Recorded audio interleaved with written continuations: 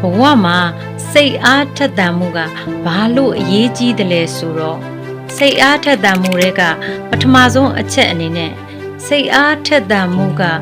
တာဝန်တွေကိုယူခိုင်းပြီးတော့အဲ့ဒီတာဝန်တွေက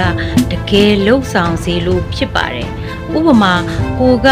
လေ့ကျင့်ခန်းလုပ်ဖို့စိတ်အားထက်သန်တဲ့သူဆိုရင်အဲ့ဒီစိတ်အားထက်သန်မှုကြောင့် body structure ကောင်းကောင်းရတယ်ဒီခန္ဓာကိုယ်အချိုးအစားတွေတည်တက်လှပတယ်ဒီစိတ်အားထက်သန်မှုကကူညီပေးသွားတာဖြစ်ပါတယ်ဒုတိယတစ်ချက်အနေနဲ့ကျတော့စိတ်အားထက်သန်မှုကဥဆက်စေတယ်စိတ်အားထက်သန်မှုကလူတွေကိုနောက်ကိုလိုက်လာစေတာဖြစ်ပါတယ်ဘာလို့လဲဆိုတော့ဟာသူ့ကိုကြည့်ရတာ body structure လည်းကောင်းတယ်လေ့ကျင့်ခန်းတွေလုပ်ထားတဲ့ပုံပေါ်တယ်ဟာငါလည်းသူ့လိုပဲလိုက်လုပ်ချင်တယ်ဆိုပြီးတော့ဒါကနမူနာအဖြစ်ပြောပြခြင်းဖြစ်ပါတယ်ဘဝမှာဘာတွေပဲလုပ်လို့စိတ်အားထက်သန်မှုကအရေးကြီးတယ်ဆိုတာလေးကို